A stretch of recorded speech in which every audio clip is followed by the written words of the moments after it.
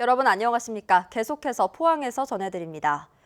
태풍 북상 소식에 10월 3일부터 시작하려던 경주 신라문화제에도 비상이 걸렸습니다.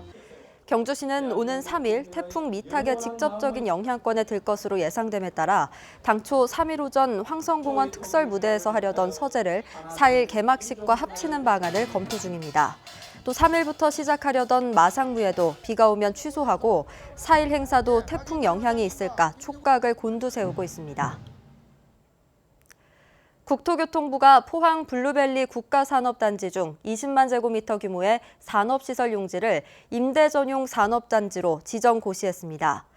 입주 대상은 중소기업, 창업기업, 외국인 투자기업이며 임대료는 다른 산업단지보다 저렴한 조성원가의 1% 수준으로 최장 50년까지 임대기간 연장이 가능합니다. 이번 임대 전용 산업단지 지정은 지진으로 인해 특별재난구역으로 선포된 포항 지역의 신규 기업 유치와 지역경제 활성화를 위해 실시됐습니다. 한편 포항 블루밸리 국가산업단지는 600만 1000제곱미터 규모로 오는 2023년까지 조성이 완료될 예정입니다.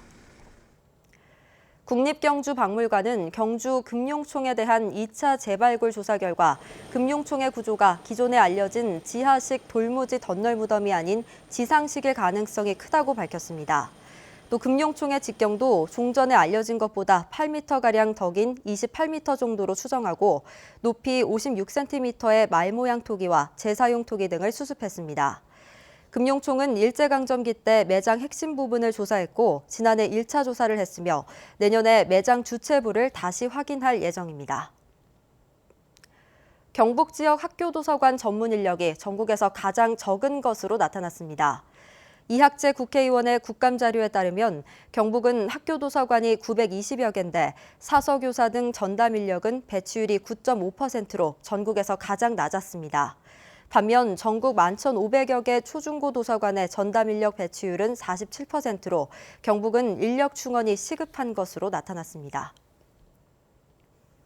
경주시가 태풍 타파로 낙과 피해를 입은 지역 농가를 대상으로 과수를 수매합니다. 수매 계획량은 7,000상자로 수매가는 20kg 한 상자에 8,000원이고 수매는 경주시 원예조합에서 이뤄집니다. 제17호 태풍 타파로 경주에선 80헥타르에서 낙과 피해가 발생했고 사과 45헥타르, 배가 35헥타르에 이릅니다. 한국원자력 환경공단이 교육부와 인사혁신처로부터 공공부문 인적자원개발 우수기관으로 선정됐습니다. 공단은 능력중심 경력개발 체계 구축과 실행, 인적자원 관리개발 시스템 등에서 높은 평가를 받았습니다. 우수기관으로 선정되면 3년간 정기근로 감독 면제 등 각종 혜택이 주어집니다. 최근 3년여 동안 산업재해를 보고하지 않아 과태료 처분을 받은 경우가 3,000건이 넘는 것으로 나타났습니다. 한정혜 더불어민주당 의원이 고용노동부 자료를 분석한 결과 지난 2016년부터 산재 미복으로 적발돼 과태료 처분을 받은 경우는 3,841건이며 이 가운데 산재 대신 건강보험급여로 처리한 경우가 1,400여 건으로 가장 많았습니다. 한 의원은 같은 기간 산재 은폐로 기소된 사업장은 4곳에 불과했다며 고용노동부와 검찰이 고의성이 의심되는 사건을 산재 은폐로 기소하지 않고 단순 미복으로 처분하는 등 소극적으로 처리했기 때문으로 보인다고 밝혔습니다. 올해 최저 수준으로 떨어진 대구 경북 소비자 심리가 이달 들어 소폭 개선된 것으로 나타났습니다. 한국은행 대구 경북 본부에 따르면 9월 중 대구 경북 소비자 심리 지수는 91.2로 전월보다 2.6포인트 상승했습니다. 생활 형편 전망이 82에서 86으로 현재 경기 판단이 56에서 61로 높아지는 등 5개 주요 지수가 상승세를 보였습니다.